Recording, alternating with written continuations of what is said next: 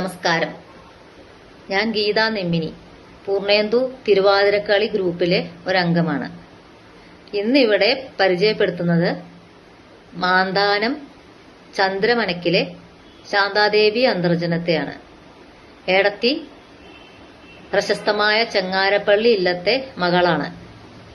ചെങ്ങാരപ്പള്ളി ഇല്ലം പണ്ടു മുതൽക്കേ തിരുവാതിരക്കളി അടക്കം എല്ലാ കലകൾക്കും വളരെ പ്രാധാന്യം നൽകിയിരുന്നു. ഹരിപ്പാട് ചെങ്ങാരപ്പള്ളി ഇല്ലത്തെ തിരുവാതിരക്കളികളെപ്പറ്റിയും തിരുവാതിര ആഘോഷങ്ങളെപ്പറ്റിയും ഏടത്തിയുടെ വാക്കുകളിലൂടെ തന്നെ നമുക്ക് കേൾക്കാം. ഹരിപ്പാടിലെ തിരുവാതിര എന്ന് പറഞ്ഞാൽ വളരെ വിശേഷപ്പെട്ടതാണ്. ഞങ്ങൾ തുലാമാസം 1-ാം തീയതി മുതൽ തിരുവാതിരകളിയല്ല, തുലാമാസം 1-ാം തീയതി മുതൽ രാവിലെ കുളിച്ചിട്ട് വന്ന് നിലത്ത് ഈ ദശപുഷ്പം ഉരുളയാക്കി ഉണക്കി വെച്ചേക്കും. അതിങ്ങനെ ഒഴിച്ച് അതാ പൊട്ട് തൊടുന്നത്. പിന്നെ നാൽപ്പാമരം അത് ഉരുണ്ടയാക്കി വെച്ചിട്ട് അതാ പൊട്ട് തൊടുന്നത്. അന്ന് മുതൽ തുലാമാസം 1-ാം തീയതി മുതൽ തിരുവാതിര വരെ ദിവസം സരസ്വതി ഗണപതി ഈ രണ്ടും ചൊല്ലും. അത് കളിയൊന്നുമില്ല, നമ്മൾ തന്നെ ചൊല്ലുക. അങ്ങനെ പിന്നെ തിരുവാതിരയുടെ 7 ദിവസം മുമ്പ് മുതൽ ശരി. പണ്ടൊക്കെ 28 ദിവസം മുമ്പേ ഉള്ളത് തുടിച്ചുകുളിയില്ല, തിരുവാതിര തുടങ്ങുന്നത് 7 ദിവസം മുമ്പ് മുതലേ ഉള്ളൂ തുടിച്ചുകുളിയൊക്കെ. അന്ന് ഓരോ ദിവസവും തുടിച്ചു കുളിക്കാൻ ഇറങ്ങുമ്പോൾ ഈ അഷ്ടമംഗല്യം വെക്കും. അതിനകത്ത് കുളിച്ച് കഴിഞ്ഞിട്ട് തൊടാനുള്ള 2 പൊട്ടും ചന്ദനവും ഇത്രയും അതിൽ കാണും. അഷ്ടമംഗല്യത്തിൽ എന്തൊക്കെയാ ഉള്ളത്? അഷ്ടമംഗല്യത്തിൽ ദശപുഷ്പം, പിന്നെ കൺമഷി, ചന്ദനം, ഒരു വസ്ത്രം, പിന്നെ വാൽക്കണ്ണാടി, ഇത്രയും ആൾക്കാർ. അക്ഷതമൊന്നുമില്ല, ഇത്രയേ ഉള്ളൂ. പിന്നെ അത് കുളിച്ചു കഴിഞ്ഞാൽ ഉടനെ ഈ ഉടുക്കാൻ മാറ്റാനുള്ള വസ്ത്രം ഉൾപ്പെടെയാണ് അഷ്ടമംഗല്യത്തിൻ്റെ അടുക്ക കൊണ്ടുവയ്ക്കുന്നത്. ഇപ്പോൾ കുളത്തിലാണല്ലോ കുളിക്കുന്നത്. കുളിച്ചു കഴിഞ്ഞ് ഈ വസ്ത്രമൊക്കെ മാറി ഈ പൊട്ടുമൊക്കെ തൊട്ടാണ് നേരെ അകത്തേക്ക് കയറുന്നത്. അന്ന് വൈകിട്ട് മുതൽ 7-ാമത്തെ ദിവസം മുമ്പ് 7 ദിവസം മുമ്പുള്ള ആ ദിവസം മുതൽ ദിവസവും വൈകുന്നേരം ഗണപതി സരസ്വതി വീട്ടിലുള്ളവർ മാത്രം ചെയ്യും.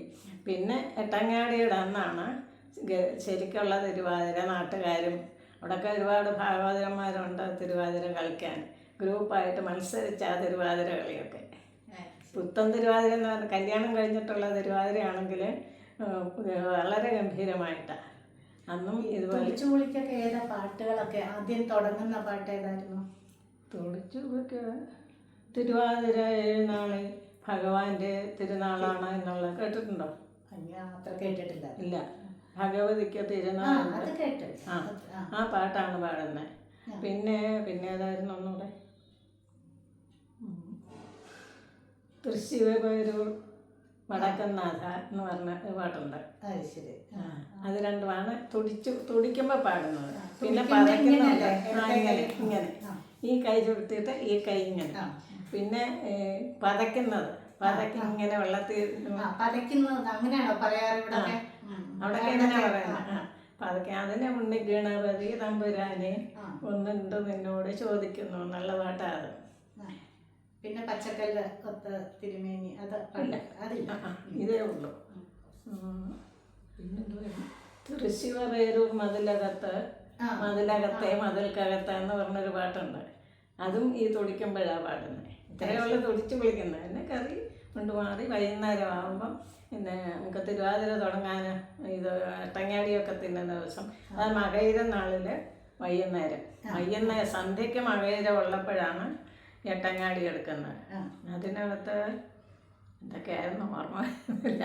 കിഴങ്ങ് വർഗ്ഗങ്ങളല്ല, ചുട്ട്. പിന്നെ പയറും നീളമുള്ള പയറുണ്ടല്ലോ, അതും ചുട്ടെടുക്കുക അന്നൊക്കെ.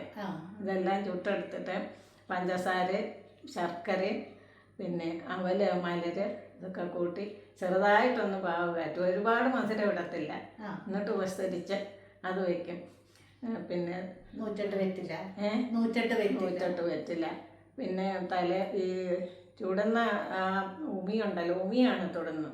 ഉമിയല്ല, നെല്ലിൻ്റെ അത് ഇങ്ങനെ കൂട്ടി വെച്ച് അതിലാണ് ഈ ഇത് പിന്നെ ചുട്ടെടുക്കുന്നത്. അതുപോലെ തന്നെ ഒരു കിഴങ്ങുണ്ട്, എൻ്റെ പേരെന്തുവായിരുന്നു, ചേമ്പിൻ്റെ ഒരു കിഴങ്ങുണ്ടല്ലോ,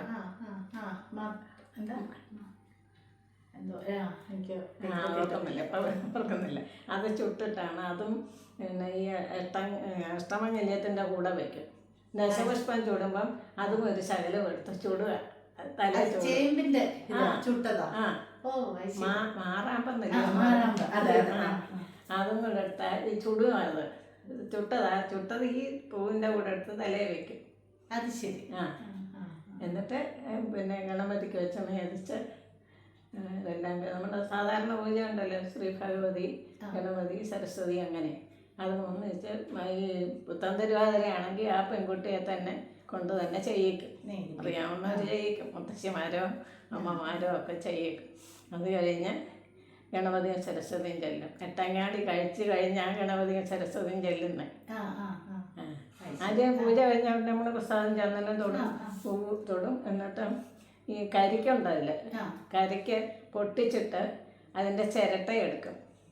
വെള്ളം കുടിച്ച് കഴിഞ്ഞാൽ അതിൻ്റെ ചിരട്ടയെടുക്കും. കരിക്ക് തിന്നാനുള്ളതോടെ വെച്ചേക്കും. ചിരട്ട എടുത്തിട്ട് പൊട്ടിക്കും. എന്നിട്ട് അഷ്ടദിക്കുകൾ ഇങ്ങനെ എറിയും പുറകോട്ട്. അതും കഴിഞ്ഞിട്ടാണ് എല്ലാവർക്കും വന്നിരിക്കുന്നവർക്ക് എല്ലാവർക്കും അഷ്ടമംഗല്യം പ്രസാദമായിട്ട് എട്ടങ്ങാടി പ്രസാദമായിട്ട് കൊടുക്കും. അത് കഴിഞ്ഞ് നേരെ ശരിക്കുള്ള തിരുവാതിരയൊക്കെ ആദ്യം ഗണപതിയുടെ ചൊല്ലും, പിന്നെ സരസ്വതിയുടെ ചൊല്ലും. അത് കഴിഞ്ഞ് ബന്ധുരാജ്ഞിമാരെ വരും തിരുവാതിര എന്ന് പറഞ്ഞൊരു പാട്ടുണ്ട്. അത് പാട്ടിയിടാൻ തുടങ്ങുന്നത് ഒരു 12 മണിയൊക്കെ ആകുമ്പോഴത്തേക്കും, പാതിരാപ്പ് ചൂടുന്ന ദിവസമാണെങ്കിൽ 12 മണിയൊക്കെ ആകുമ്പോഴത്തേക്കും പാതിരാപ്പങ്ങ് ഗേറ്റിൻ്റെ അവിടെ എങ്ങാനോ കൊണ്ടുവയ്ക്കുന്നത് അഷ്ടമംഗല്യം ഇതും കൂടെ അവിടെ വരെ പാട്ടും പാടി പോയി അതെടുത്ത് തിരിച്ചു കൊണ്ടുവന്ന്. ഏത് പാട്ടായിരുന്നു പാടുന്നത്? അതെനിക്ക് ഓർമ്മയില്ല. നമ്മളിപ്പം ഈ കൃഷ്ണന്റെ പാട്ട് അഷ്ടമംഗല്യം ഇത് പാർത്തി ആഴിമകളും ഒരുമിച്ചൊന്ന് വഞ്ചിപ്പാട്ട് പോലാണല്ലോ പാടുന്നത്. തിരിച്ചു വരുമ്പോഴല്ലേ വഞ്ചിപ്പാട്ട്? അങ്ങോട്ട് പോകുമ്പോഴും ഉണ്ട്. അതെ അല്ലേ? നമ്മുടെയൊക്കെ അങ്ങനെയാ. പിന്നെ ഇപ്പൊ പുതിയതായിട്ട് വന്നിട്ടുണ്ടോ എന്ന് അറിഞ്ഞുകൂടാ.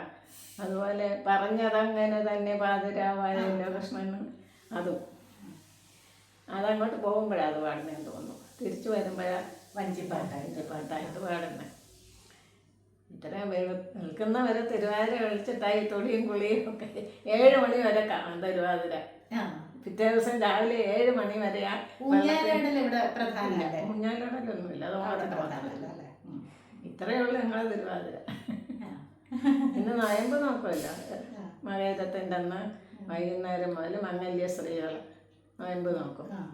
അത് കൂവ വരട്ടിയത്, പിന്നെ ഗോതമ്പിൻ്റെ ഭക്ഷണം പാടില്ല. പക്ഷേ പപ്പടം കൂട്ടും. അതിന് ഏകാദശിക്ക് എന്നാണ് പപ്പടം കൂട്ടത്തില്ല. ഇത് പപ്പടം ഉപ്പേരി നിർബന്ധമാണ് തിരുവാതിരയ്ക്ക്. അത്രയേ ഉള്ളൂ ഞങ്ങൾ. പിന്നെ അന്ന് തിരുവാതിര നാളെ തീരുന്ന ആ സമയത്ത് കരിക്കം കുടിച്ച് വെറ്റിലെ മുറുക്കും. അതൊക്കെ ശിവന് നിയതിച്ചിട്ടാണ്. ശരി. തിരുവാതിരയുടെ അന്നാണോ നേദിക്കുന്നത് അതോ മകീരത്തിന് നേദിക്കും? തിരുവാതിരയുടെ അന്ന്. അതുവരെ നമ്മൾ തുലാമാസമായി കഴിഞ്ഞാൽ പിന്നെ കരിക്കും വെള്ളവും കുടിക്കത്തില്ല, ഈ ചുട്ട വർഗ്ഗങ്ങളൊന്നും കഴിക്കത്തില്ല. ശരി. പിന്നെ പിന്നെ തിരുവാതിര കഴിഞ്ഞ് ഇത് നേദിച്ച് കരിക്കും കുടിക്കും. പിന്നെ വെറ്റില് മൂന്നും കൂട്ടുക.